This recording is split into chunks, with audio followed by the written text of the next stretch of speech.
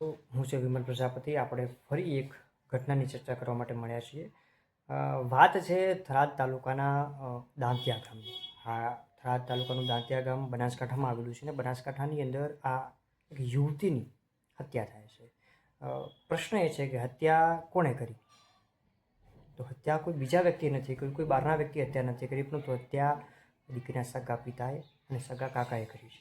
શા માટે આ ઘટના કઈ રીતે બની, શા માટે પિતા અને કાકાએ દીકરીની હત્યા કરી, એ ઘટનાની આજે તમારે વાત કરવી છે. તો દીકરીનું નામ છે ચંદ્રિકા ચૌધરી, જે નીટની તૈયારી કરવા માટે પાલનપુર જાય છે. પાલનપુર હોસ્ટેલમાં રહે છે અને હોસ્ટેલમાં રહીને તૈયારી કરતી હોય છે. આ દરમિયાન એને હરેશ ચૌધરી નામના એક યુવક સાથે પ્રેમ સંબંધ થઈ જાય છે. એની સાથે રહેવાનું અને જીવવાનું એ નક્કી કરે છે. આ બંને લોકો લિવિંગમાં રહેવા લાગ્યા છે.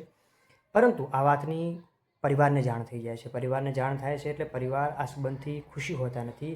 એને ઘરે બોલાવી લેવામાં આવે છે અને આ રીતનું ઘટના બને છે. વાસ્તવ બને છે એવું કે એક દિવસ ચંદ્રિકા અને હરેશ બંને ઘણી વખત બહાર ફરવા ગયા છે. મધ્યપ્રદેશમાં ફરવા ગયેલા છે, રાજસ્થાનમાં ફરવા ગયેલા છે, એવું તપાસમાં સમય આવ્યું છે. તો આ જ્યારે ફરવા ગયા હતા ત્યારે પરિવારે દીકરી પોતાની ગુમ થઈ ગઈ છે એવી ફરિયાદ નોંધાવી છે. જે બાદ દીકરી ચંદ્રિકા અને હરેશ બંને મળી ગયા હતા. પરંતુ પોલીસ એવું કરે છે, પોલીસ દીકરીને છોડી દે છે અને પિતાના ઘરે મોકલી દે છે. પરંતુ જે યુવક છે, જે હરેશ ચૌધરી છે, એને મારામારી અને પ્રોહિબિશનના કેસની અંદર ધરપકડ કરીને રાખી લેવામાં આવે છે. આ દરમિયાન દીકરી ઘરે પહોંચી જાય છે. પરિવારને ખબર પડી ગઈ હતી કે આ બંને પ્રેમ સંબંધમાં છે, સાથે રહેવા માગે છે. તો આ પરિવારને પસંદ નહોતું. તો પરિવાર એક પ્લાન બનાવે છે. પ્લાન કેવો? તો રાત્રે દીકરીના જમવાની અંદર દૂધની અંદર ઊંઘની જે નિંદ્રાની ગોળીઓ આવે એ પીવડી દેવામાં આવે છે. એ સૂઈ જાય છે. એના પછી એના પિતા અને કાકા, પિતાનું નામ છે સેદાભાઈ ચૌધરી અને કાકાનું નામ છે શિવરામ ચૌધરી, આ બંને સાથે મળીને દીકરીને ગળે ટૂંપો આપી લાશ લટકાવી દેશે અને રાતોરાત એની હત્યા કરી નાખે છે. અને આ વાતની જાણ બીજા કોઈને ના થાય, કોઈને ખબર ના પડે, એના માટે થઈને રાતોરાત દીકરી આત્મહત્યા કરી છે એવું જાહેર કરીને એના અગ્નિ સંસ્કાર કરી દેવામાં આવે છે. આ મામલે જ્યારે એ છોકરા હરેશને ખબર પડે છે ત્યારે હરેશ એ હાઈકોર્ટના દ્વાર ખખડાવે છે.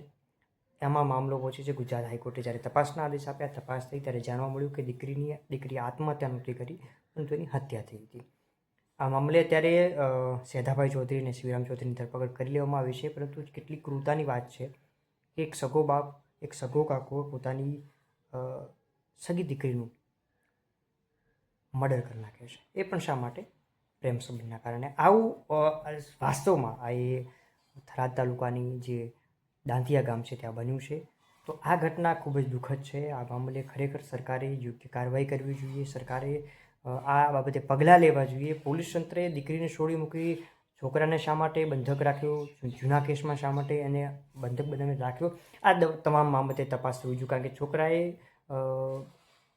ખૂબ ઉપર સુધી એના પ્રયત્નો કર્યા, ફરિયાદો કરી, અરજીઓ આપીને હાઈકોર્ટ છેવટે જ્યારે હાઈકોર્ટ પહોંચ્યો ત્યારે એને ખબર પડી કે એની જે ચંદ્રિકા ચૌધરી છે એની આ હત્યા થઈ છે. એને ક્રૂરતાપૂર્વક એના પરિવાર દ્વારા જ મારી દેવામાં આવી હતી. જોકે અત્યારે તો બંને પિતા અને એના કાકાની ધરપકડ કરી લેવામાં આવી છે અને આગળ કાર્યવાહી કરવામાં આવશે. પરંતુ એક દીકરીએ તો પોતાનો જીવ ગુમાવી દીધો છે, એ તો હવે પાછી આવવાની નથી.